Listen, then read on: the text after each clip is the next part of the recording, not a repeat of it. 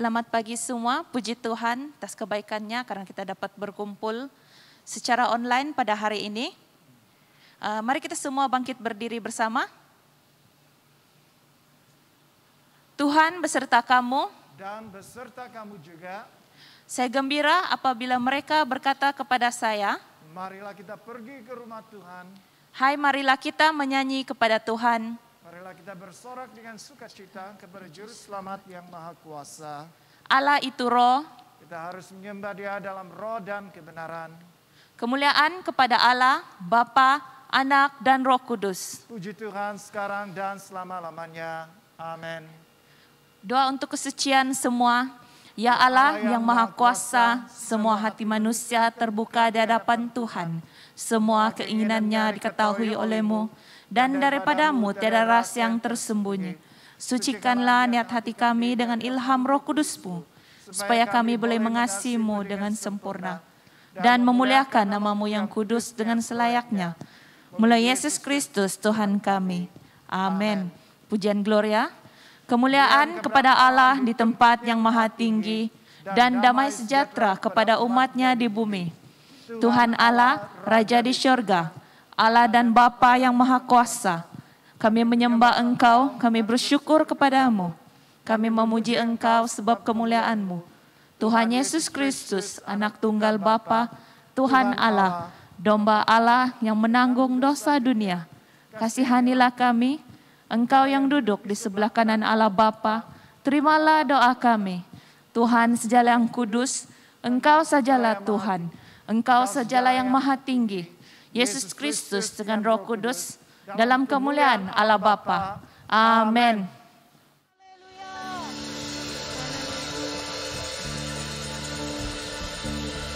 Mari kita bangkit serukan nama Yesus. Baik yang mengikuti ibadah online, mari kita sama-sama nyanyikan lagu ini. Haleluya.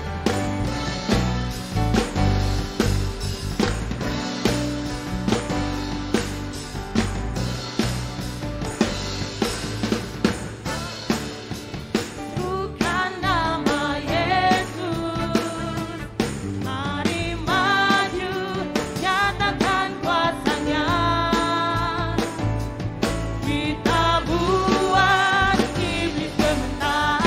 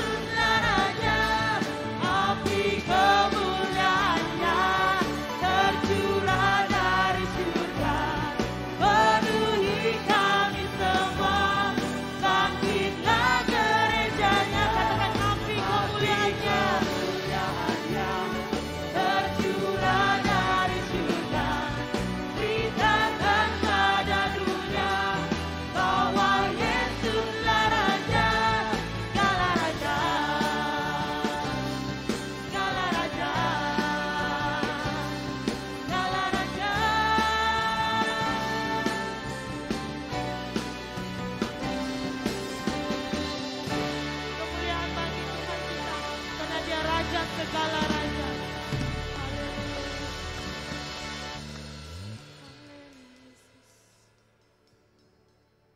Jemaat Tuhan, mari kita siapkan hati kita. Dimanapun kita berada, kita siapkan hati kita. Haleluya Yesus. Bapa, Engkau mengenal setiap umat Engkau Tuhan.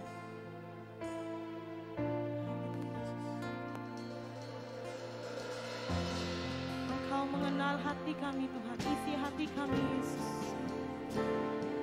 Karena Engkau adalah pencipta kami Tuhan.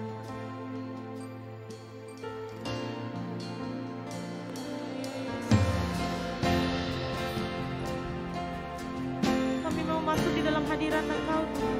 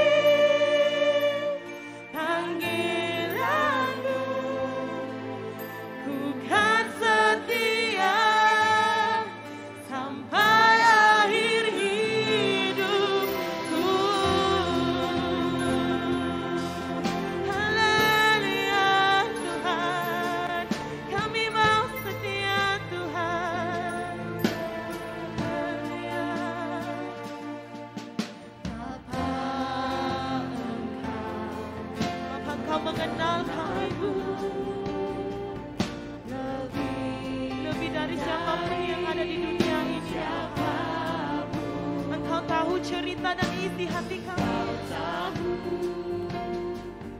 Ceritaku dan isi hatiku, tak peduli masa lalu, Engkau tetap memilihku. Bahkan kami sempurnakan kami Tuhan.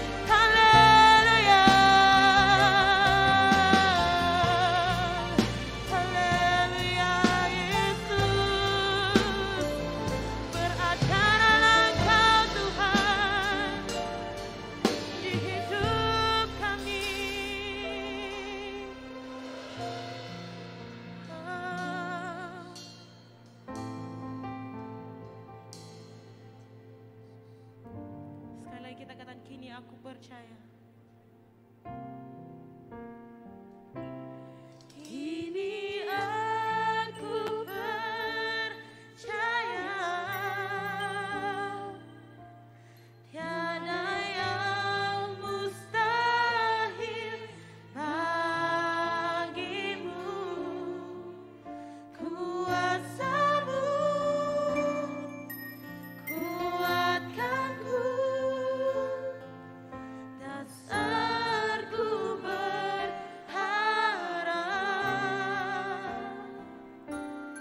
Kini aku berserah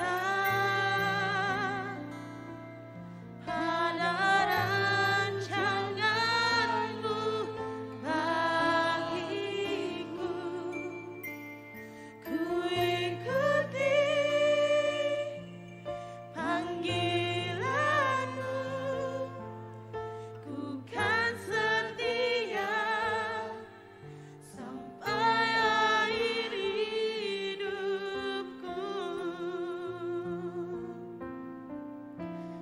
Ku ikuti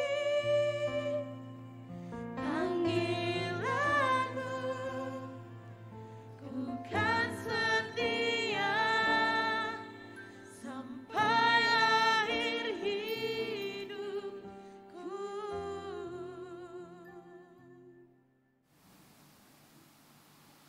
Doa hari ini semua. Allah Maha Kuasa, Engkau tahu bahwa kami tidak punya kuasa sendiri untuk membantu diri kami. Peliharalah kami baik dalam tubuh maupun dalam batin, agar kami dilindungi daripada segala bencana yang mungkin berlaku pada tubuh dan daripada segala pikiran jahat yang mungkin menyerang dan menyakiti jiwa kami. Melalui Yesus Kristus Tuhan kami. Amin. Dipersilakan duduk. Pembacaan pertama diambil dari Yeremia 31 ayat 31 hingga 40. Yeremia 31 ayat 31 hingga 40. Sesungguhnya akan datang waktunya, demikianlah firman Tuhan. Aku akan mengadakan perjanjian baru dengan kaum Israel dan kaum Yehuda. Bukan seperti perjanjian yang telah kuadakan dengan nenek moyang mereka pada waktu aku memegang tangan mereka dan membawa mereka keluar dari tanah Mesir.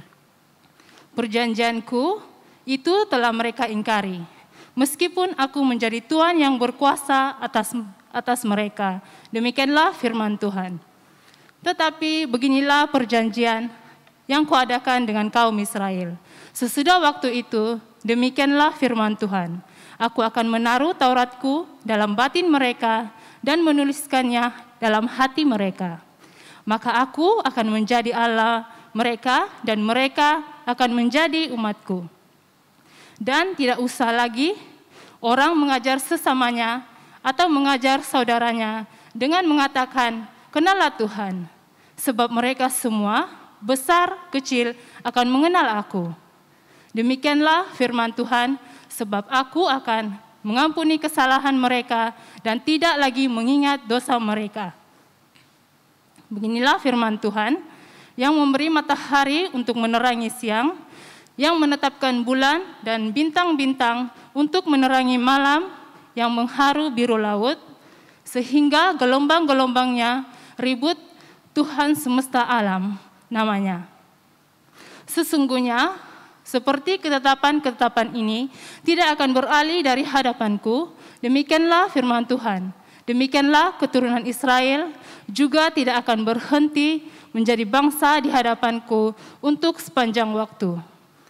Beginilah firman Tuhan, sesungguhnya seperti langit di atas tidak terukur dan dasar-dasar bumi di bawah tidak terselidiki, demikianlah juga aku tidak akan menolak segala keturunan Israel. Karena segala apa yang dilakukan mereka, demikianlah firman Tuhan. Sesungguhnya waktunya akan datang, demikianlah firman Tuhan, bahwa kota ini akan dibangun kembali bagi Tuhan. Dari menara Hananel sampai pintu gerbang sudut, dan segenap lembah itu dengan mayat-mayat dan abu korbannya, dan segenap tanah di tepi sungai Kidron sampai ke sudut pintu gerbang kuda ke arah timur akan menjadi kudus bagi Tuhan. Orang tidak akan meruntuhkannya dan merobohkannya lagi di sana untuk selama-lamanya. Inilah firman Tuhan. Syukur kepada Allah. Jemaat persilakan berdiri. Injil Kudus daripada Tuhan kita Yesus Kristus menurut Yohanes 10 ayat 7 hingga 18. Yohanes 10 ayat 7 hingga 18. Kemuliaan kepadamu Tuhan Yesus. Maka kata Yesus sekali lagi, aku berkata kepadamu, sesungguhnya akulah pintu ke domba-domba itu. Semua orang yang datang sebelum aku adalah pencuri dan perampok, dan domba-domba itu tidak mendengarkan mereka. Akulah pintu, barang siapa masuk melalui aku, ia akan selamat dan ia akan masuk dan keluar dan menemukan padang rumput. Pencuri datang untuk mencuri dan membunuh dan membinasakan. Aku datang supaya mereka mempunyai hidup dan mempunyainya dalam segala kelimpahan. Akulah gembala yang baik. Gembala yang baik memberikan nyawanya bagi domba-dombanya. Sedangkan seorang upahan yang bukan gembala dan yang bukan pemilik domba-domba itu sendiri, kalau melihat serigala datang, meninggalkan domba-domba itu lalu lari. Sehingga serigala itu menerkam dan mencerai-beraikan domba-domba itu. Ia lari karena ia seorang upahan dan tidak memperhatikan domba-domba itu. Akulah gembala yang baik dan aku mengenal domba-dombaku dan domba-dombaku mengenal aku. Sama seperti Bapa mengenal aku dan aku mengenal Bapa dan aku memberikan nyawaku bagi domba-dombaku. Ada lagi padaku domba-domba lain yang bukan dari kandang ini. Domba-domba itu harus kutuntun juga dan mereka akan mendengarkan suaraku dan mereka akan menjadi satu kawanan dengan satu gembala. Bapa mengasihi aku oleh karena memberikan nyawanya untuk menerimanya kembali. Tidak seorang pun mengambilnya daripadaku, melainkan aku memberikannya menurut kehendakku sendiri. Aku berkuasa memberikannya dan berkuasa mengambilnya kembali. Inilah tugas yang kuterima dari Bapa-Ku. Inilah Injil Kristus. Terpujilah Tuhan Yesus.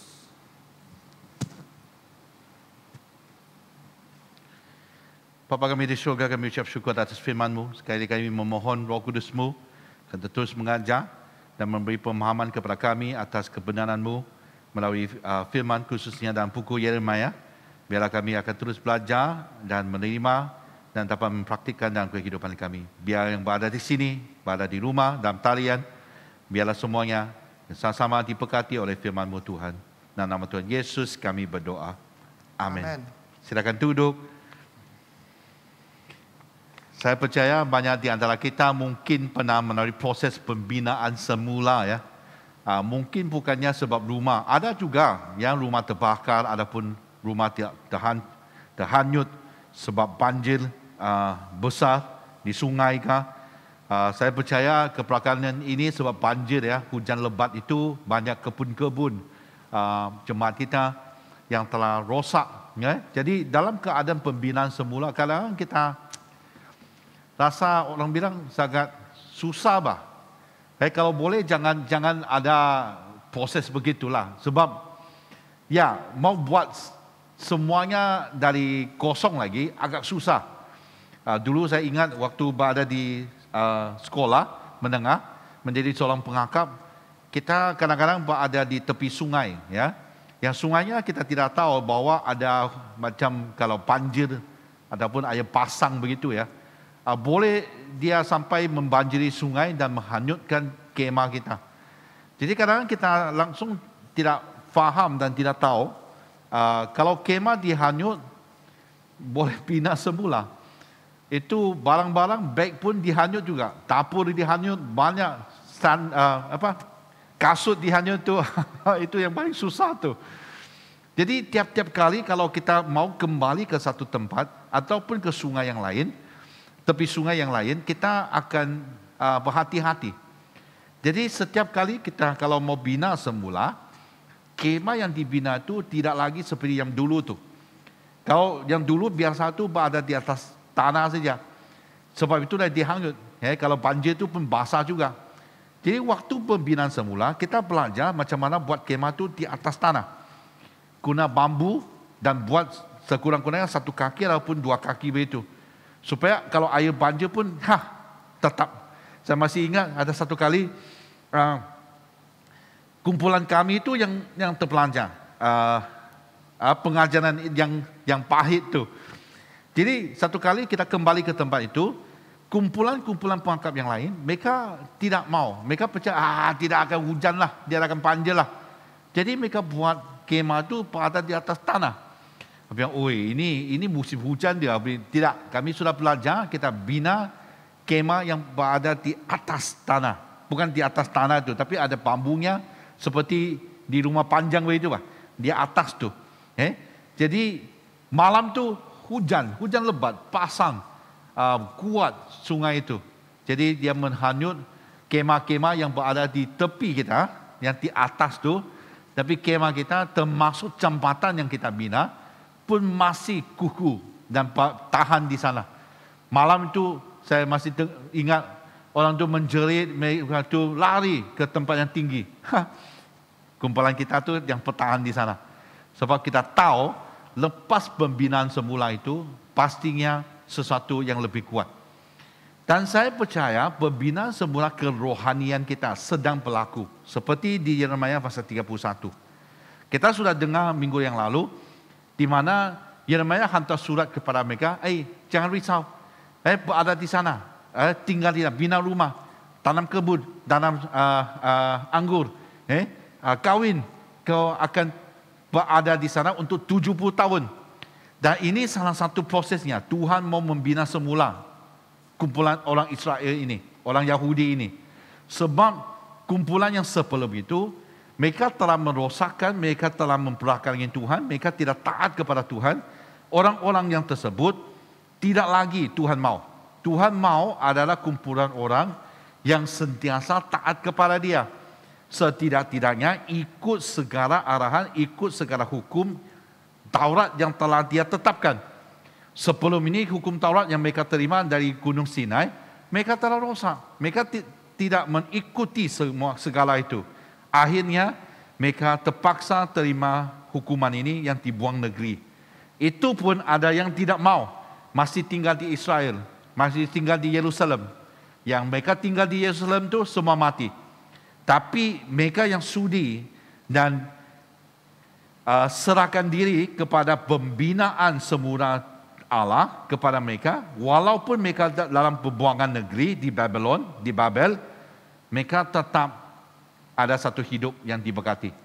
Malahan mereka yang di dalam proses pembinaan semula, mereka kembali, waktunya mereka kembali ke Yerusalem, menjadi kumpulan orang Yahudi yang lebih kuat. Inilah pengajaran yang kita akan lihat hari ini melalui ayat 33 dan 34. Apakah yang kita boleh buat dalam proses pembinaan semula kerohanian? Kalau Tuhan sedang melakukan itu kepada kamu, kita harus menerima dan serahkan diri dan taat kepada Tuhan. Tuhan, biar kau buat saja. Apa saja kau buat. Yang penting, waktu pembinaan semula, selepas pembinaan semula, kita akan menjadi lebih kuat secara kerohanian. Saya percaya dalam pandemik ini adalah proses pembinaan semula. Baik secara kerohanian ataupun secara fisikal. Bukan? Kita ini menjadi lebih sihat sudah. Sebab kurang makan di luar. Kalau makan di luar tu banyak ajinomoto semua tu kan. Kalau makan di rumah tu bagus. Itu pun kau bilang, Kenan, mana cukup makan. Baguslah kita cukup makan. Pun kita tidak makan terlalu banyak sudah. Kita belajar macam mana menjaga kesihatan dan sebagainya. Jadi secara fisikal, secara kerohanian kita dibina semula supaya lepas pandemik ini kita adalah jemaat ataupun umat Kristen yang lebih kuat. Amin. Ya. Jadi kita belajar dari Yeremia 4 perkara apa yang kita harus lakukan. Pertama, tindak balas dari hati ataupun meresponi daripada hati. Jadi di sini ayat 33 yang mengatakan, tetapi begitulah perjanjian yang kukatakan kepada kaum Israel sesudah waktu itu. Yang dulu tu sudah rosak, sekarang ini yang baru punya. Demikianlah firman Tuhan, aku akan menaruhkan Tauratku dalam batin mereka dan menuliskannya dalam hati mereka. Adakah ini perkara baru? Tidak. Sejak dulu Tuhan memang mau begitu. Kalau kita lihat di 2 Korintus pasal 3 ayat 3, kerana telah ternyata bahwa kamu adalah surat Kristus yang ditulis oleh pelayanan kami, ditulis bukan dengan tinta, tetapi dengan roh dari Allah yang hidup, bukan daripada loh-loh batu, melainkan pada loh-loh daging, yaitu di dalam hati manusia. Sebab dari dulu apa yang ada di loh-loh batu itu dalam rosak. Itu pun ada kali kedua ditulis sekali lagi, mereka pun tidak mau ikut. Padahal 10 saja bah. Nah susah kan? Ya memang dia sendiri yang buat sampai 613, begitu banyaknya. Tapi yang utama adalah 10 saja. Itu pun mereka tidak mau. Itu pun mereka mau cari yang lain. Dari pertama itu sebelum turun, yang batu yang pertama itu sebelum turun dari Musa, mereka sudah menyembah yang lain. Dari sana sampai di buang negeri, mereka beratus-ratus tahun sampai beribu tahun, mereka pun begitu. Sebab mereka tidak menyimpan hukum Taurat. Adapun arahan daripada Allah, daripada hanya simpan di sini, mereka tahu, mereka melihat adanya hukum Taurat itu, adanya 613 undang-undang itu, mereka tidak pernah sampai sini, hati mereka. Hari ini sama juga. Kalau kita hari ini tidak ada hatinya untuk melihat sesuatu hukum, baik macam mana hukum itu ditulis, dilukis, dipentangkan, dijelaskan, kita tidak mau tu. Macam hukum-hukum di sekolah, banyakkah? Tidak banyak juga. Tapi terpasal tulis lekat di kantin, suruh jangan buang sampah, jangan buat ini, nanti ditandas, jangan kencing di sana. Banyak. Sebab kenapa mau letak-letak di sana? Sebab tidak pernah sampai hati. Saya bersyukur gereja tidak begitu ya.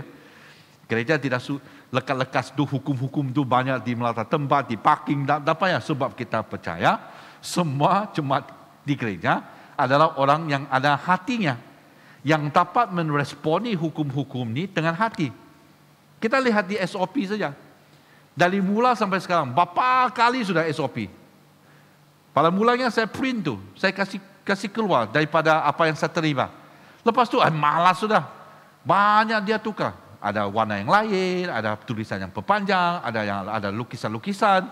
Orang bilang Singapura punya senang. Satu gambar nanti berapa perkataan orang ikut, orang patut. Nak juga. Kau tengok orang Singapura. Kalau di Singapura orang okey, dah buang sampah.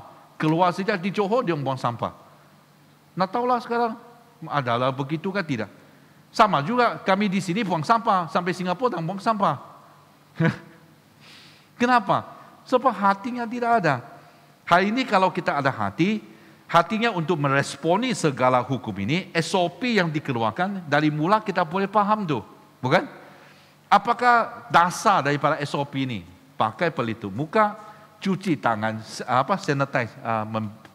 cuci tangan, sanitize tangan. Ada perkataan sanitize sudah, sanitasi. Tanganmu selalu dan jaga jarakan sosial 1 meter. Itu 3 perkara yang penting. Kalau semua orang dari mula dengan hati meresponi SOP ini, saya percaya hari ini kita tidak perlu masih dalam MCO. Bukan? Kita akan pikir dulu, kalau pergi makan, bolehkah saya pergi makan? Kalau makan di kedai, bolehkah? Pikir dulu. Adakah saya terpaksa buka pelitup mukaku? Adakah saya boleh cuci tanganku? Adakah jarakan sosial? Kalau tidak ada, jangan pergi. Jangan buat. Kalau kita ada hati untuk meresponi, bagus sudah. Kalau lihat negara-negara yang macam China, Vietnam, kau bilang ada juga sekarang kes. Ya, ada kes, tapi sekejap saja dong hilang tu.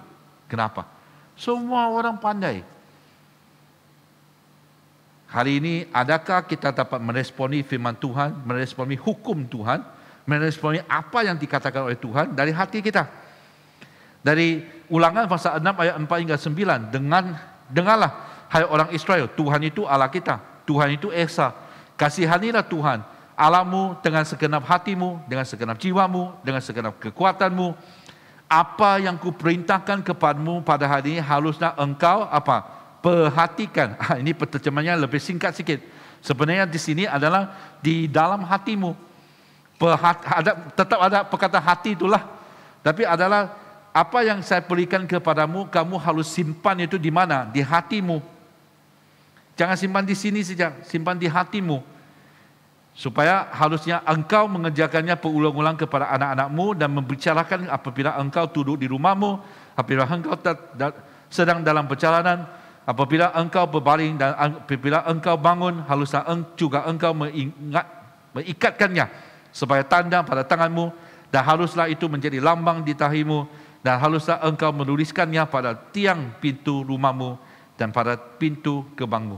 Sampai hari ini orang Yahudi di Israel masih begitu. Sebab apa?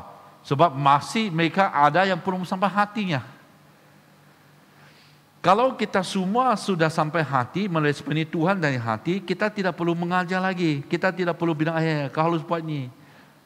Ibu-ibu, bapak-bapak, cikgu-cikgu, kamu ada anak-anak di rumah, ada murid di sekolah, apalagi sekarang dalam talian ya. Saya dengar dari anakku tu, waktu kelas kan, cikgu-cikgu itu marah apa yang dulu kalau marah itu apa? Baca bukumu. Ingat, dengar di sini. Sekarang apa? Buka kameramu. Buka kameramu. Aku dengar dari anakku kelas, anakku itu aku pun ketawa sudah. Dia macam panggil contohnya si apa nama? Ali, Ali kau di mana? Ali, kamu ada di sana? Ali, itu saya bilang, susah ya cikgu. Ibu-ibu, bapak-bapak pun sama juga. Napa tiap-tiap kali kita mau suruh, sampai gosok gigi pun mau panggil. Gosok gigimu, sudah gosok gigimu.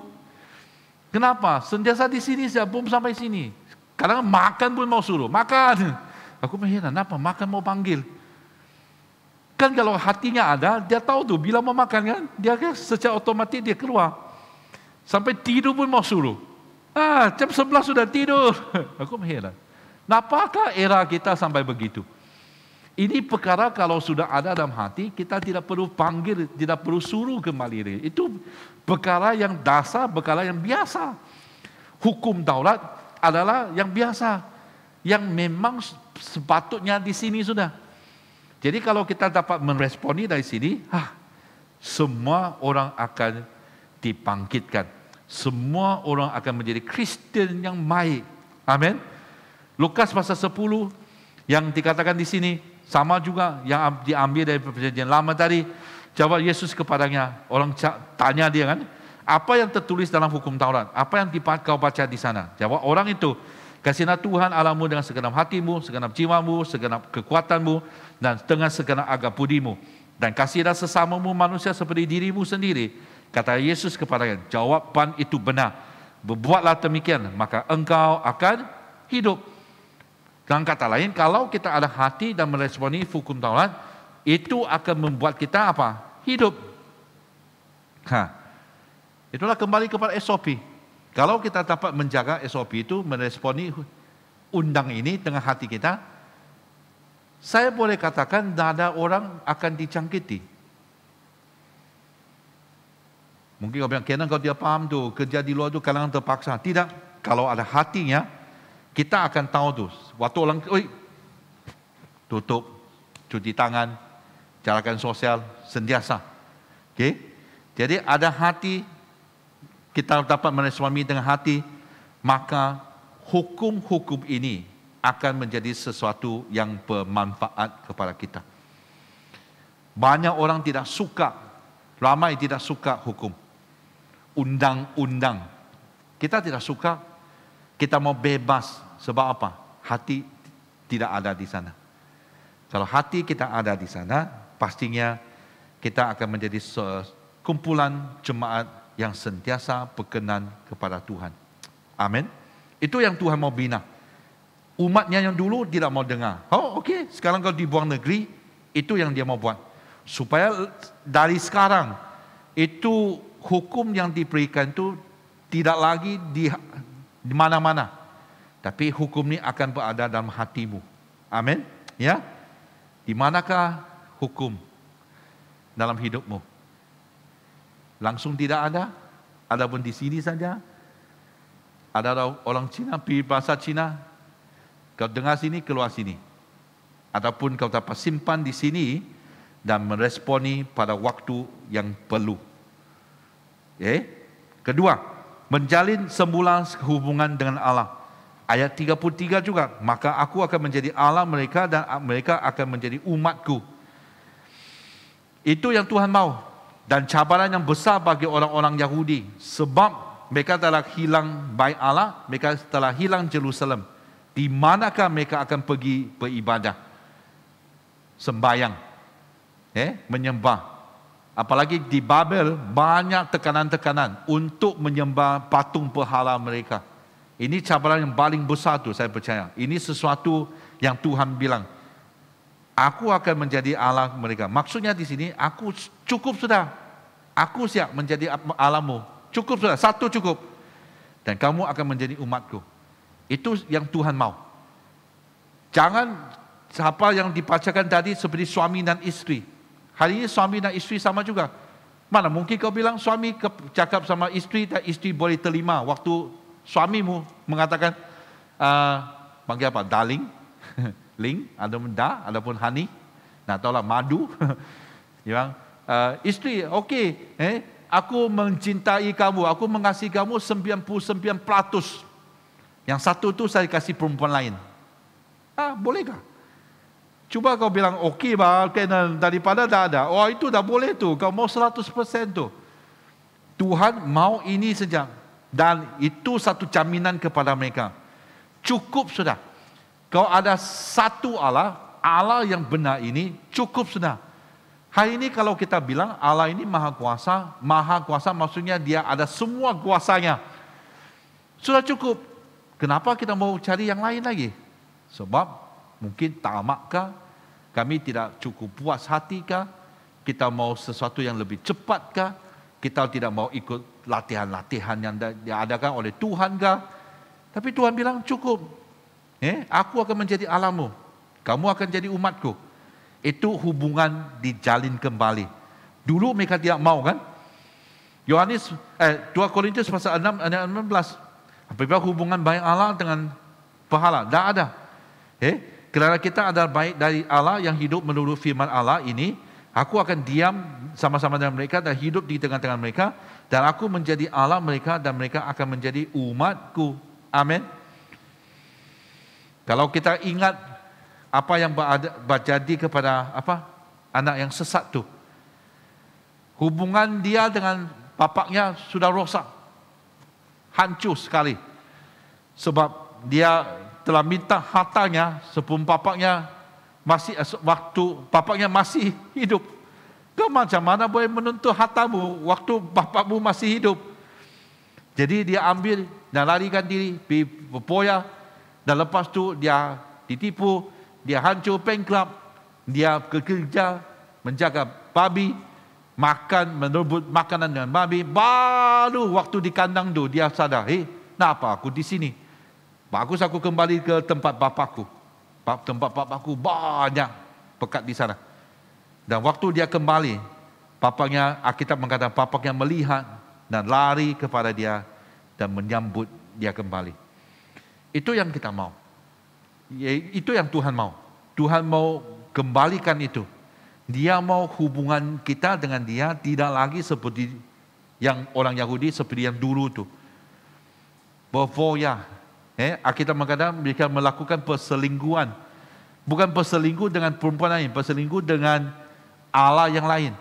Dari hukum Taurat, Tuhan sudah mengatakan jangan adakan Allah yang lain. Bukannya Tuhan tu pelit, bukan pelit. Dia pentingkan diri. Tapi dia mau katakan kepada kita, cukup. Kalau tidak percaya bahwa Allah ini Maha Kuasa, cukup. Satu cukup. Tak perlu kita percaya banyak lagi. Taat kepada Allah ini sudah cukup. Amin. Jadi inilah sebelum pandemik, mungkin kita sibuk ya. Kita ada waktu untuk baca kitab, kita bilang sibuk untuk membuat renungan, sibuk untuk pergi gereja, mau buat bisnes, kita sibuk untuk ikut kelompok sel, kita sibuk ini, banyak alasannya lah. Sekarang ni pandemik, banyak waktu kita berada di rumah. Kita mau keluar pun tak boleh. Kan?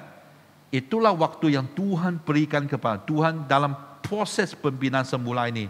Supaya kita, sekarang kita ada waktu untuk baca kitab, kita ada waktu untuk buat renungan, kita ada waktu untuk berdoa. Dulu tak ada, sekarang saya berikan kepada kamu. Lihat Daniel, waktu dia berada di Babel, dia di ugut dan di fitnah. Di mana dalam satu undang-undang bahwa mereka ni tidak boleh beribadah ataupun berdoa kepada Allah yang selain daripada Allah yang diciptakan oleh Raja Nebukadnezar itu. Jadi waktu itu Alkitab mengatakan dia tetap kembali ke biliknya dan berdoa seperti biasa 3 kali dalam satu hari. Seperti biasa. Jadi maksudnya Daniel waktu dia dibuang negeri di sana, dia tidak pernah berhenti. Malah saya percaya hubungannya dengan Allah makin dekat sudah. Nehemia, waktu dia dengar ada masalah di Yerusalem, apa dia buat? Dia berdoa kepada Tuhan. Waktu raja tanya dia, apa dia buat? Dia berdoa kepada Tuhan. Jadi baca Alkitab, doa dan buat renungan itu satu dasar yang sangat penting untuk kita menggegarkan hubungan kita dengan Tuhan. Dulu dah ada waktu, dulu kita tidak tahu macam mana buat, sekarang pastinya dalam proses pembinaan ini kita semua diberi banyak peluang. Kita ada renungan tiap-tiap hari, kita boleh ikut kelompok sel, kelompok latihan pemuritan, kita boleh mendengar firman-firman bukan saja dari satu gereja, dari gereja-gereja yang lain. Banyak kita belajar. Kita diberi peluang untuk belajar. Dulu kalau mau ikut seminar, bayangkan konferensi di Indonesia tu, jauhnya kita pergi, masih ingat? Sampai sana, berapa wang kita pakai? Sana berapa hari? 3-4 hari. Sekarang tak payah. Buka komputer, buka handphone, kita sudah dapat belajar dan mengikuti seminar demi seminar.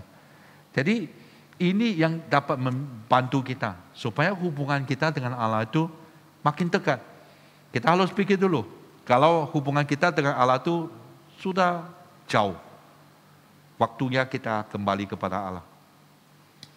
Dan mereka berada di pembuangan, apa yang mereka buat? Tak boleh. Saya percaya mereka di sana bukannya menjadi hamba abdi lah, tapi gerakan mereka tu seperti sekarang lah, apa PKB, apa tu? Pencegahan gerakan apa? PKB itu apa? MCO lah, Movement Control, Order. Jadi mereka, saya percaya mereka tidak boleh pergi ke mana-mana sesuka hati. Jadi dalam keadaan itu, siapa yang mereka boleh cari? Allah. Jadi dalam MCO ini, waktu kita dikurung di kawasan kamu atau di rumah, bagus tu. Mungkin orang bilang, kena ni gila sudah. Siapa mau lockdown MCO tu bagus tu. Waktu kita berada di rumah, kita tidak boleh pergi ke mana, bagus. Banyak waktu kita boleh pakai. Ada satu saudara berkongsi sama, hubungannya sekarang bukan dengan Allah siapa bagus, dengan keluarganya pun bagus. Dia bilang bangun jumpa anak, makan jumpa anak, buat kerja jumpa anak. Tiap hari dia di sana. Dulu mau jumpa tak boleh. Sekarang, dia menikmati hubungan-hubungan itu, waktu itu. Sama juga dia bilang banyak sudah waktunya untuk dia baca Alkitab, membuat renungan, membuat doa dan sebagainya. Jadi saya mendorong kita semua. Banyak yang disediakan oleh gereja, terutama macam renungan tiap-tiap hari. Dan juga kelompok latihan pemuridan. Kalau anda perlu pergi, ikutlah. Sebab itulah tempat-tempat yang dapat membantu kamu untuk menjalin satu hubungan yang erat dengan Tuhan. Amin. Ya. Dan doa, Rabu, setiap hari Rabu, BM, kamu boleh ikut, supaya dapat berdoa bersama-sama. Dan di sana kita dapat dekat kepada Allah dan juga melayani anda satu sama lain. Amin. Ketiga, membetulkan pengetahuan tentang Allah. Ayat 34, tidak usah lagi seorang pengajar mengajar sesamanya atau mengajar saudaranya dengan mengatakan, kenalah Tuhan. Sebab mereka semua besar kecil akan mengenal aku, demikianlah firman Tuhan. Puji Tuhan. Ini yang terjadi. Kalau ini terjadi di gereja ini, puji Tuhan. Padri dah ada kerja sudah. Sebab semua orang tahu Allah kan. Tak payah kita berkhotbah, tidak perlu kita ada seminar, tidak perlu ada latihan pemuritan. Semua tahu Allah. Semua kenal Allah sudah. Tapi itulah prosesnya. Kita masih dalam proses itu. Sampai hari itu, biar apa saja berlaku. Dan untuk mereka, setidak-tidaknya 70 tahun itu yang akan membuat mereka kenal siapakah Allah. Lihat kawan-kawan Daniel. Bukankah mereka kenal Allah dengan satu cara yang luar biasa. Waktu mereka diugut, kalau kamu tidak bersujud, kamu akan dibuang ke periuk api itu. Kamu akan dihukum mati. Dan dia katakan kepada raja itu, Allah yang saya sembah, walaupun dia tidak selamatkan aku daripada periuk api ini, aku pun dia akan sembah Allahmu. Ya. Saya percaya mereka sudah kenal. Dulu mungkin di Yehuda, waktu sebelum mereka dibuang negeri, mungkin mereka tidak ada peluang untuk kenal Allah dengan cara begitu. Dan waktu mereka dibuat di buangan itu, mereka telah kenal Allah dengan mengisytiharkan satu perkara yang luar biasa. Setiap kali saya ingat ayat yang mereka katakan dulu, memang luar biasa. Kalau pandemi ini bukannya membuat kita lebih dekat dan lebih tahu siapakah Allah, kita telah kehilangan peluang itu. Bukan? Dalam pandemi waktu kita kekurangan makanan di rumah, bukankah kita tak berdoa? Dan kalau Tuhan memberkati kita dengan cara yang luar biasa itu, kita kenal dia. Oh, ini Tuhan Jireh, ya, Jireh juga ya, Jehovah Jireh yang dia memberkatkan. Dalam pandemi ini mungkin ada yang sakit, kamu berdoa, Tuhan sembuhkan. Kamu pasti kenal Allah. Wih, ini Allah, Jehovah Rafa yang menyembuhkan. Jadi semuanya ini kita harus dibawa dalam pembinaan semula ini supaya pengetahuan kita tentang Allah dibetulkan. Tidak lagi kita kenal Allah hanya Allah yang berada di hari Minggu. Dulu mungkin kita kenal Allah hanya Allah yang di hari Minggu. Tapi sekarang kita boleh kenal dia Allah yang di tiap-tiap hari, tiap-tiap jam, tiap-tiap minit. Di mana dia sekarang berada dengan kita, kita boleh berdoa saja dan tahunya dia berada di sana untuk tolong kita. Amin. Yang terakhir, menerima pengampunan daripada Allah. Kenapa? Ayat 34, sebab aku akan mengampuni kesalahan mereka dan tidak lagi mengingat dosa mereka. Ini maksudnya Tuhan mau buat satu wipe out bah. Kalau di akaun ya, ada satu proses dipanggil, kalau akaun itu telah ditambati dalam satu tempoh waktu yang sangat panjang, tidak dapat diselesaikan sebab adanya mungkin receipt hilang kan, orang yang mengendalikannya sudah letak jawatan kan dan sebagainya. Dalam satu tempoh yang sangat panjang itu, kalau tidak dapat diselesaikan, dia boleh datang dalam satu persetujuan adalah pihak di mana dikatakan wipe out. Maksudnya apa yang terjadi dalam 7 tahun itu boleh dilupakan.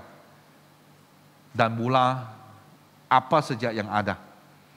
Dulu saya pernah tuh, ada satu akaun di sekolah, di mana telah 7 tahun tidak pernah diselesaikan.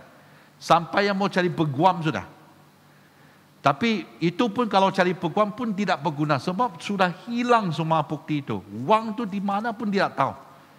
Jadi akhirnya bagi pihak yang berkuasa kita capai satu persetujuan bahwa kita wipe out di mana itu apa yang ada dalam 7 tahun itu. Kau bilang, wah ruginya. Tapi apa boleh buat? Tidak ada orang tahu. Semua dihapuskan Dan dari sana kita mula apa yang baru. Kita membina semula daripada apa yang ada di tangan, apa yang dalam akaun, itu saja. Saya percaya pengampunan begitu. Bayangkan orang-orang di luar negeri berjalan kaki. Saya rasa mereka berjalan kaki ya. Kan mereka di luar negeri kan, ditangkap begitu. Dari Yerusalem ke Babel. Kalau kau lihat peta, jauh betul tu. Saya percaya dalam perjalanan mungkin mereka menjelaskan, ya itulah nenekmu tu. Kau bilang tak, kau punya tatuk tu yang buat tu. Tak, nenekmu, tatukmu. Raja yang salah. Kan? Macam sekarang lah. Apa siap kita salahkan yang paling kuat tu. Yang sekarang pekadu di sana lah. Kita semua buat dia. Jadi bayangkan ni semua orang masih di sana. Nah itulah. Kalau sudah aku kasih tahu awal-awal. Kalau kau buat tu, tengok sekarang. Kita mau dibuang negeri. Apa yang terjadi? Pandemi ini dia boleh ulang lagi. Ada orang masih cakap, ya itu harilah. Kalau yang di Wuhan tu kan, apa yang terjadi kita hapuskan dari awal. Tidak akan terjadi sekarang. Ya, kalau tidak ada COVID-19, mungkin kau tidak tahu tu ada COVID-22. Sekarang dari 19 sudah jadi Delta. Nah lama keluar tu, Alpha kah, Lambda kah, Omega kah? Tidak tahu. Apa yang boleh buat kita hanya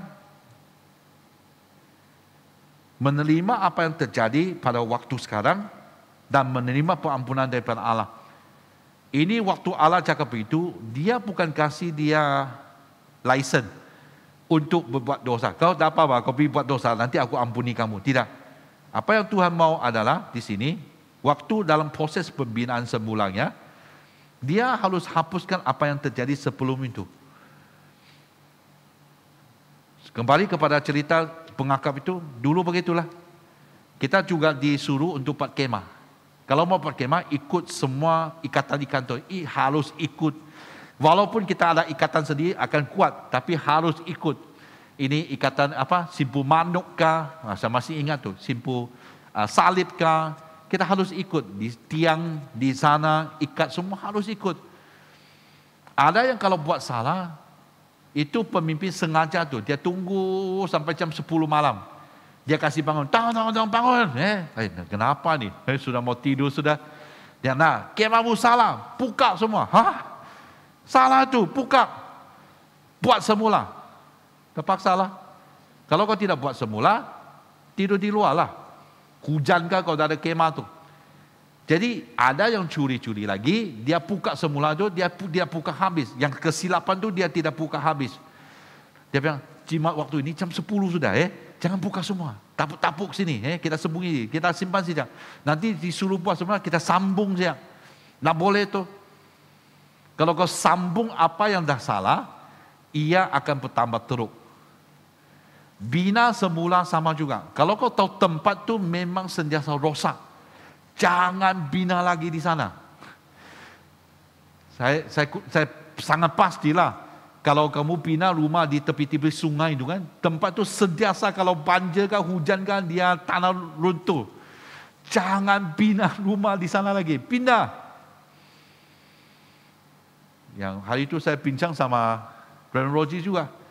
Tempat-tempat kalau di lembah tu kalau banjir sentiasa sayurnya hancur, cari tempat lain. Sebab kalau kau bina semula di tempat yang sama, tak lama hujan lagi, hancur lagi. Kita tidak tahu tu, kalau tidak bilang, oh ni bulan 7 sampai bulan 9 kemarau dah ada hujan. Kau tidak tahu tu, tiba-tiba hujan lagi, hancur lagi. Jadi kalau proses pembinaan semula begitu, sentiasa tidak akan terjadi. Sebab dia akan hancur lagi waktu bencana terlanda. Secara kerohanian sama juga. Kalau kita tahu tempatnya sudah ada salah, minta pengampunan daripada Allah. Pengampunan maksudnya Tuhan akan hapuskan semua itu. Melalui siapa? Tuhan Yesus. Dengan darahnya Tuhan Yesus, dengan kematian Tuhan Yesus, kita telah ditembus dan dosa itu telah dihapuskan. Waktu Tuhan Yesus bilang, sudah selesai. Sudah dihapuskan. Kita pun tidak patut cari hidup yang berdosa itu. Kalau kita masih kembali dan bina kehidupan rohani kita di atas hidup dosa yang dulu, sama begitulah. Dah lama ada perkara datang, hancur lagi. Yesus kata orang yang bijak adalah dia dengar dan dia bina dan dia melakukan firman Tuhan. Dia seperti orang yang bijak, bina rumahnya di atas dasar batu yang kukuh. Orang yang dengar tidak melakukan adalah orang yang bodoh, di mana dia bina rumahnya di atas pasir. Sangka okey. Waktu banjir datang, ribut, ada angin bertiup, dia hancur. Jadi hari ini, terimalah pengampunan Allah. Maksudnya kita rela untuk bermula dan dalam satu titik yang baru. Yang dulu punya telah dihapuskan dan dilupakan, dan kita harus hidup dalam titik yang baru, dalam hidup yang baru di dalam Tuhan. Amin. Efesus pasal 1 ayat 3, terpujilah Allah dan Bapa Tuhan kita Yesus Kristus, dan dalam Kristus dalam mengaruniakan kepada kita segala berkat rohani di dalam syurga, sebab di dalam Dia Allah telah memilih kita sebelum dunia dijadikan supaya kita kudus dan tidak tercacat di hadapan Dia. Dalam kasih, Dia telah menentukan kita dari semula oleh Yesus Kristus untuk menjadi anak-anaknya sesuai dengan kerelaan kehendak-Nya, supaya terpujilah kasih karunia-Nya yang mulia yang dikaruniakannya kepada kita di dalam Dia yang dikasihinya, sebab di dalam Dia dan oleh darah-Nya kita beroleh penebusan, yaitu pengampunan dosa menurut kekayaan kasih karunia-Nya yang dilimpahkannya kepada kita dalam segala hikmat dan pengertian. Sebab Dia dalam menyatakan rahasia kehendak-Nya kepada kita sesuai dengan rencana kerelaan-Nya, yaitu rencana kerelaan dan dari semula telah ditetapkannya di dalam Kristus sebagai persiapan kegenapan waktu untuk membersatukan di dalam Kristus sebagai kepala segala sesuatu baik yang di surga maupun yang di bumi. Melalui Yesus Kristus semuanya akan dibawa bersama. Daripada Yeremia kita lihat dua horizon. Satu horizonnya adalah yang dekat, 70 tahun. Kalau mereka buat semua ini, mereka akan kembali ke Yerusalem. Mereka dibina semula, umat yang baru, tanah yang baru. Satu horizon ada horizon yang lebih panjang jangkauannya. Siapa? Tuhan Yesus. Umat Israel akan dikembalikan waktu hari kiamat. Dikumpul semula di Yerusalem. Jadi apa yang terjadi waktu itu adalah bayangan bahwa Yesus akan datang menjadi juru selamat buat kali yang pertama, dan Dia memberikan kita hidup yang baru, dan teruskan proses itu sampainya kita bersiap sedia untuk berjumpa Dia kali yang kedua, dan dalam hari penghakiman itu, dan lepas itu kita akan berada dengan Dia untuk selama-lamanya. Amin. Ibrani pasal 9 ayat 15, kerana itu Dia adalah perantara dari suatu perjanjian baru, supaya mereka yang telah dipanggil dapat menerima bahagian kekal yang dijanjikannya, sebab Dia mati untuk menebus pelanggaran-pelanggaran yang telah dilakukan selama perjanjian yang baru. Yesuslah perjanjian yang baru. Zaman kudus nanti kita akan lihat darah ini adalah darah perjanjian baru, darah yang ditumpahkannya untuk kita semua.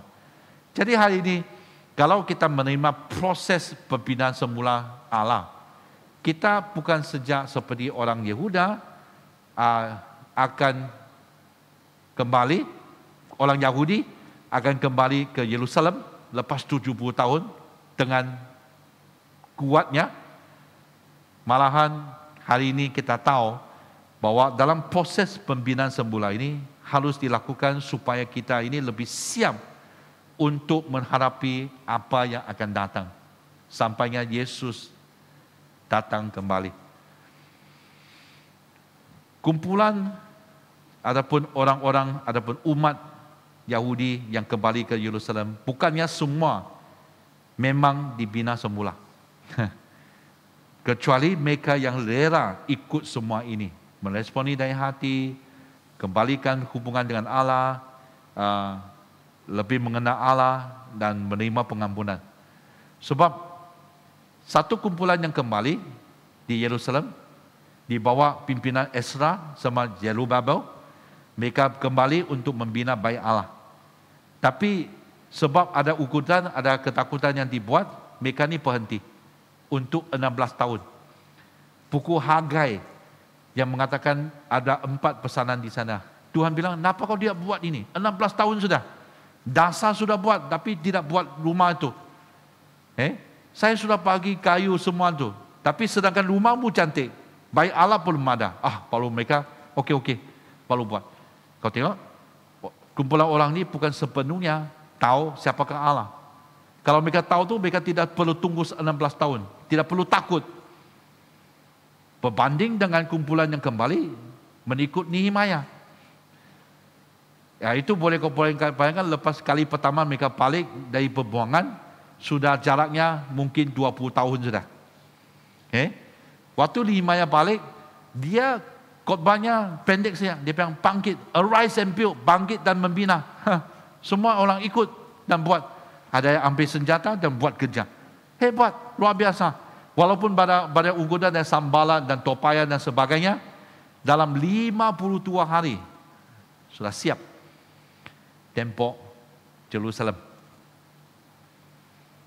Kalau kita tidak dibina semula, mungkin nanti habisnya pandemik ini, kita mungkin mau pakai 16 tahun untuk menyesuaikan diri dan buat kerjaya Tuhan ataupun melayani Tuhan.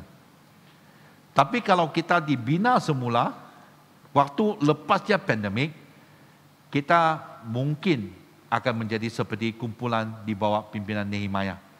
Dalam 52 hari dapat menyiapkan pembinaan semula tembok Yerusalem. Luar biasa. Kalau kita tidak dibina semula, lepas pandemik ini, kita ini akan obsolete. Hilang kelayakan, bukan hilang kelayakan. Macam hilang kelayakan jugalah. Kita tidak layak untuk bertanding lagi. Olimpik sama juga. 4 tahun 1 kali. Sekarang kan Olimpik. Kalau kalah kali ini, kita harus berusaha lagi. Lepas 4 tahun ini kembali, kita akan kembali lebih kuat. Kalau tidak, kita akan hilang kelayakan. Pandemik ini akan berhenti. Akan habis. Bila? Tidak tahu. Yang pentingnya adakah waktu dia habis seperti pembuangan 70 tahun ini, adakah kita sudah siap untuk menghadapi norma yang baru. Jadi buatlah sekarang, kita akan terus mengkukuhkan hidup kerohanian kita. Membaca Alkitab, membuat renungan dan berdoa. Itu 3 dasar yang paling utama. Kalau kita dapat dibiarkan Tuhan untuk membina kita semula, pastinya umat ini adalah umat yang kuat lepas pandemik. Amin. Ya, mari kita berdoa. Bapa kami di surga, kami ucap syukur atas berkat-Mu yang telah memberi kami peluang untuk mengalami Engkau dengan cara yang lebih luar biasa. Seperti pandemik ini. Kami percaya pasti ada tujuan Allah kenapa ini yang terjadi, dan kami percaya pastinya ada proses pembinaan semula. Sebab kami percaya Tuhan seperti tukang periuk itu yang sentiasa mau membina satu periuk yang memang yang terbaik dan berkenan kepadamu. Seperti Engkau telah mencipta manusia yang pertama dan Engkau mengatakan ini amat baik. Dan kami serahkan kami ke dalam tangan-Mu. Berkatilah kami Tuhan. Dalam proses pembinaan semula ini, kami sentiasa ada iman untuk menerimanya. Dalam nama Tuhan Yesus kami berdoa. Amin. Mari kita semua berdiri untuk pengakuan iman Naisin. Saya percaya kepada Allah yang Esa, Bapa yang Maha Kuasa, Pencipta langit dan bumi, yang dapat dilihat dan yang tidak dapat dilihat. Saya percaya kepada Tuhan Yesus Kristus, Anak Tunggal Allah, yang kekal diperanakan oleh Bapa. Allah daripada Allah, terang daripada terang, Allah benar daripada Allah benar. Dia diperanakan, bukan dijadikan, sebab dia satu dengan Bapa. Maka segala sesuatu dijadikan olehnya. untuk kita manusia dan untuk keselamatan kita. Dia turun dari syurga dan oleh kuasa Roh Kudus, dia dilahirkan oleh anak darah Maria dan menjadi manusia. Karena kita, dia disalibkan semasa pemerintahan Pontius Pilatus. Dia menderita, disiksa sampai mati, lalu dikuburkan. Pada hari yang ketiga, dia bangkit pula menurut yang dinubuatkan dalam Alkitab. Lalu dia naik ke syurga. Dia duduk di sebelah kanan Bapa. Dia akan datang kembali dalam kemuliaan untuk menghakimi baik orang yang masih hidup maupun orang yang sudah mati. Dan kerajaannya tidak akan berkesudahan. Saya percaya kepada Roh Kudus, yaitu Tuhan dan pemberi hidup, yang datang daripada Bapa dan Anak, serta dengan Bapa dan Anak, dia disembah dan dipermuliakan. Dia telah berfirman melalui nabi-nabi. Saya percaya kepada gereja sedunia yang kudus, dan daripada rasul-rasul itu, saya mengaku satu baptisan akan mendatangkan pengampunan dosa. Saya menantikan kebangkitan orang mati dan kehidupan dalam dunia yang akan datang. Amin. Semua dipersilakan duduk. Jadi kita mau malu-malukan saudara-saudari yang mengikuti ibadah dalam talian. Dan kita berdoa supaya pada masa-masa akan datang ini, kita ada peluang untuk beribadah di gereja secara fisikal, tetapi buat sementara ini kita masih dalam talian. Jadi setiap minggu kita akan bersiaran langsung. Jadi kami mendorong saudara-saudari supaya silakan mengikuti ibadah dalam talian, supaya baik kami di sini maupun Anda yang berada di rumah, kita boleh menyembah Tuhan dan juga boleh mengalami hadirat Tuhan di dalam hidup kita. Ada beberapa pengumuman yang saya mau ketengahkan. Yang pertama, latihan kepimpinan kelompok pemuridan. Kita akan mengadakan ini pada 20 hari bulan Agustus. Jadi kita mendorong semua pemimpin kelompok pemuridan dan juga anggota-anggota Anda yang Anda pikirkan ada potensi dan memenuhi kriteria yang sudah diberikan dalam e-bulletin Anda untuk menghantar nama mereka dalam minggu depan ini supaya kita boleh proses nama mereka sebagai salah seorang yang akan mengikuti latihan kepimpinan ini. Jadi silakan menghantar nama-nama mereka kepada pihak kami. Kita ada persekutuan doa, dan persekutuan doa ini ada 3 perkara. Yang pertama, persekutuan doa peringkat gereja, yaitu kita adakan itu pada setiap hari Rabu pada 4 hari bulan Agustus ini. Jadi kami mendorong saudara-saudari untuk tetap bersama-sama dengan kami, mengikuti bersama-sama, berdoa bersama-sama, berseru kepada Tuhan, khususnya pada masa pandemik ini. Ada banyak keperluan, sama ada jasmani maupun secara rohani, dan mungkin juga ada yang bergumul. Inilah masa bagi kita untuk datang bersama-sama untuk berdoa, berseru kepada Tuhan. Persekutuan doa yang kedua ini anjuran Majelis Gereja-Gereja Malaysia di bawah tajuk Tuhan pulihkan negara kami. Jadi ini adalah satu hari berpuasa dan berdoa yang akan diadakan pada 10 hari bulan Agustus, mulai dari jam 9 pagi hingga jam 12 tengah hari. Ada 3 jam dan itu diadakan dalam talian. Jadi semua maklumat itu ada disertakan dalam e-bulletin Anda. Anda boleh mendaftar melalui pautan yang sudah diberikan di sana. Persekutuan doa yang ketiga ini anjuran NACF. Ini setiap tahun mereka mengadakan 40 hari berdoa dan berpuasa. Jadi kita ada buku panduan secara salinan buku yang ada pada gereja Anda. Setiap pemimpin kelompok pemuridan akan mendapat ini. Jadi silakan minta atau dapatkan daripada saya supaya diberikan kepada Anda buku panduan. Ini bermula pada 7 hari bulan 8 hingga 15 hari bulan 9. 40 hari kita akan merenungkan firman Tuhan, ada message yang disampaikan, dan setelah itu ada bahan doa, dan kita akan berdoa menurut apa yang sudah dituliskan dalam buku panduan tersebut. Jadi ini adalah 3 persekutuan doa, peringkat gereja dan peringkat nasional. Kita juga ada jawatan kosong di gereja sebagai kerani account, karena kita punya saudari Stella yang sebelum ini bekerja secara sembilan, mengambil keputusan untuk berhenti. Jadi bagi Anda yang ada minat, yang ada kerinduan untuk melayani sebagai kerani account gereja secara sembilan atau sepenuh masa, bolehlah menghantar permohonan dan resume Anda sebelum 31 hari bulan 8 ini, ujung bulan 8. Kita juga ingin mengucapkan tahniah kepada saudara kita Terence Lee dari bahasa Inggris, karena baru-baru ini beliau telah dilantik sebagai konselor diocese.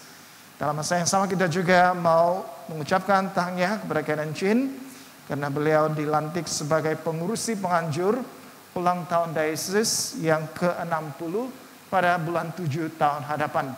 Jadi kita terus berdoa untuk mereka ini supaya untuk tanggung jawab yang baru yang Tuhan berikan kepada mereka, Tuhan berhikmat bijaksana dalam persiapan mereka memikul tanggung jawab tersebut. Jadi masa ini adalah masa bagi kita untuk bertenang, kita mau berdoa syafaat. Jemaat Tuhan, mari kita semua berdoa. Bapa kami yang di syurga, ya Tuhan Yesus, kami ingin memuji dan bersyukur kepada Tuhan karena kemurahan-Mu ke atas kami, sehingga memampukan kami menyelesaikan pekerjaan kami melalui pertolongan-Mu ya Tuhan. Seperti dalam Mazmur 90 ayat 17. Kami berdoa ya Tuhan untuk gereja, agar semua anggota jemaat belajar untuk mempercayai Tuhan dan berani untuk melangkah menjadi pemimpin hari esok. Kami berdoa untuk pasukan pujian penyembahan daripada ketiga-tiga jemaat, agar Tuhan memberikan hikmat dan kemampuan untuk mempersiapkan lagu pujian dan penyembahan yang akan memberkati jemaah-jemaah semasa ibadah mingguan. Kami berdoa ya Tuhan Yesus untuk diocese.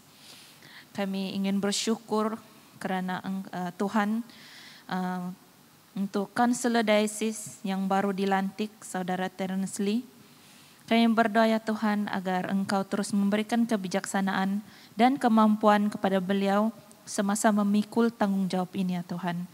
Kami berdoa ya Tuhan untuk Sabah, agar program vaksinasi dapat dilaksanakan dengan berkesan untuk memerangi peningkatan pandemik di kawasan luar bandar. Kami berdoa ya Tuhan agar bekalan vaksin mencukupi untuk rakyat di Sabah ini ya Tuhan.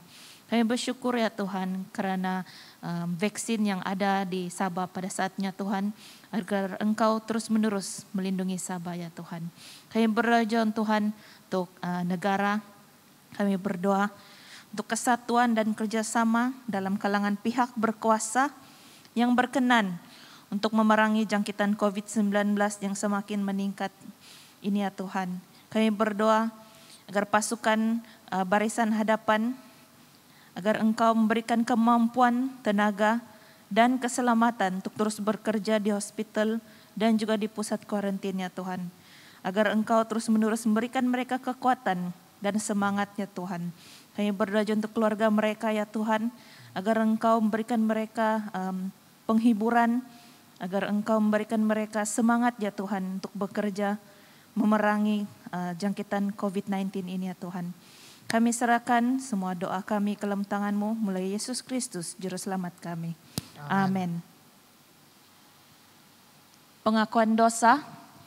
Karena demikianlah Allah mengasihi dunia ini sehingga diberikannya anaknya yang tunggal, Yesus Kristus, untuk menyelamatkan kita daripada dosa, untuk menjadi pengantara kita di syurga dan membawa kita kepada hidup yang kekal. Oleh karena itu, marilah kita mengakui dosa-dosa kita dengan sesal serta beriman dan berniat hendak melakukan hukum-hukum Allah serta hidup dalam kasih dan damai dengan semua manusia. Semua Allah yang penuh belas kasihan, Bapa kami di syurga, pencipta kami dan hakim kami telah berdosa terhadap Engkau dan terhadap sama manusia, baik dalam pikiran, perkataan, dan perbuatan, melalui kelalaian, kelemahan, dan kesalahan yang disengajakan. Kami sekarang bertaubat dan benar-benar menyesal sebab kesalahan kami. Bapa, ampunilah kami demi anak-Mu, Yesus Kristus yang telah mati untuk kami. Kuatkanlah kami supaya dapat mengasihi dan mentaati-Mu dalam kehidupan yang baru. Mulai Yesus Kristus, Tuhan kami. Amin. Allah yang Maha Kuasa mengasihani kamu, membebaskan kamu dari segala dosamu, oleh Yesus Kristus Tuhan kita. Dia meneguhkan dan menguatkan kamu untuk pelayanannya dengan kuasa Roh Kudus dan memelihara kamu dalam kehidupan yang kekal. Amin. Saya mempersilakan Anda berdiri bersama-sama. Sekarang karena kita telah diperdamaikan dengan Allah sebab iman, kita mengalami kesejahteraan dengan Allah dengan perantaraan Yesus Kristus Tuhan kita. Oleh yang demikian kita mesti berdamai di antara satu sama lain di dalam tubuh Kristus. Damai sejahtera Tuhan selalu beserta kamu. Marilah kita bersalaman di antara satu sama lain dengan damai sejahtera. Salam damai. Salam damai.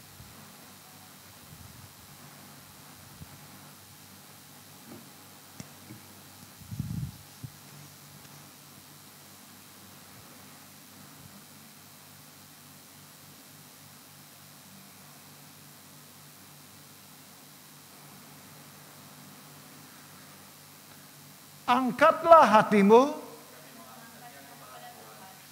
Marilah kita mengucap syukur kepada Tuhan Allah kita. Bukan saja patut, bahkan adalah kewajiban kita dan kegembiraan kita selalunya dan di mana-mana saja mengucap syukur dan pujian. Bapa yang Maha Kuasa, Pencipta langit dan bumi, dan sekarang kami bersyukur sebab Engkau telah menyatakan kemuliaan-Mu sama dengan kemuliaan anak-Mu dan Roh Kudus. 3 oknum sama keagungan, tak terbagi kemuliaannya lagi Tuhan dan Allah yang tunggal, yang disembah dan dipuji selama-lamanya. Sebab itu kami turut memuji Engkau bersama dengan suara malaikat-malaikat dan penghulu-penghulu malaikat dan semua kaum syurga yang selalu memuji dan membesarkan nama-Mu yang mulia itu. Kudus, kudus, kuduslah Tuhan, Allah daripada segala kuasa dan keperkasaan. Syurga dan bumi penuh dengan kemuliaan-Mu. Hosana bagi yang maha tinggi. Semua dipersilakan duduk. Kita mempersiapkan hati kita untuk menerima perjamuan suci. Semua kemuliaan kepadamu Bapa kami di syurga, sebab di dalam kemurahan-Mu Engkau menyerahkan anak-Mu yang tunggal, Yesus Kristus, untuk disiksa dan mati di atas kayu salib untuk penebusan kami. Di situ Dia telah membuat pendamaian yang penuh untuk dosa-dosa seisi dunia dan mempersembahkan dirinya sendiri sebagai korban satu kali sahaja untuk segala dosa kami. Dia telah menentukan dan di dalam firman-Nya memerintahkan kami untuk melanjutkan perjamuan ini sebagai peringatan abadi akan kematian-Nya yang sangat tinggi nilainya sampai Dia datang kembali. Dengarlah kami yang meminta dengan rendah hati, ya Bapa yang berkasihan, dan kurniakanlah supaya melalui kuasa Roh Kudus kami yang menerima kurnia-kurnia ini, roti dan air anggur, menurut peraturan anak-Mu Yesus Kristus penyelamat kami, sebagai peringatan akan sengsara dan kematian-Nya, akan mendapat bagian dalam tubuh dan darah-Nya yang sangat berharga itu. Pada malam Tuhan Yesus dikhianati, Dia mengambil roti dan mengucap syukur, lalu memecah-mecahkan roti itu dan membagikannya kepada murid-murid-Nya sambil berkata, "Ambil dan makan. Inilah tubuh Aku yang diberikan untuk kamu. Buatlah demikian sebagai peringatan akan Aku."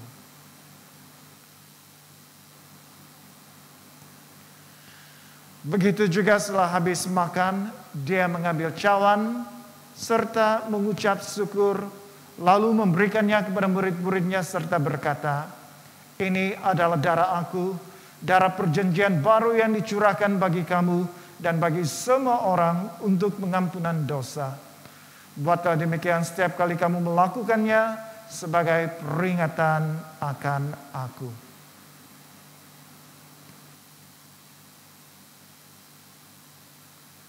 bersama-sama kita mengisytiharkan Kristus telah mati, Kristus telah bangkit, Kristus akan datang lagi. Kita memecahkan roti ini untuk mendapat bagian dalam tubuh Kristus, walaupun kita berbahagialah mereka yang dijemput ke perjamuan domba. Kurnia Allah adalah untuk jemaah Allah. Dekatilah dengan iman dan dengan rendah hati.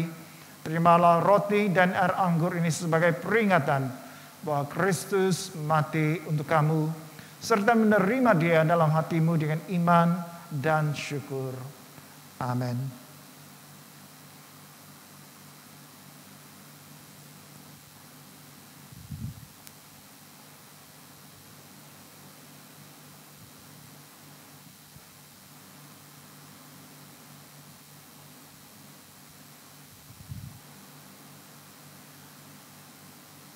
Tubuh dan darah Tuhan kita Yesus Kristus kiranya menggerak kamu dalam kehidupan yang kekal. Amin.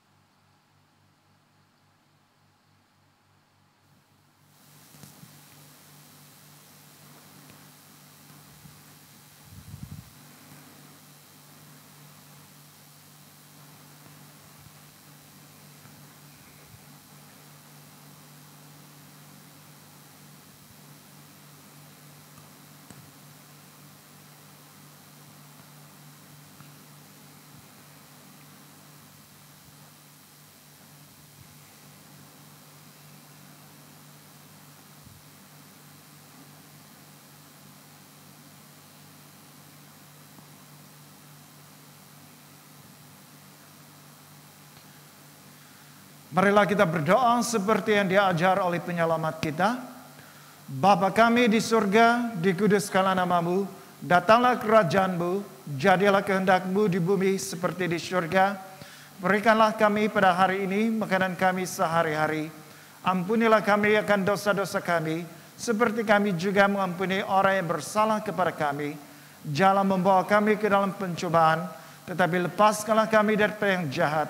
Karena Engkaulah yang punya kerajaan, kuasa dan kemuliaan sekarang dan selama-lamanya.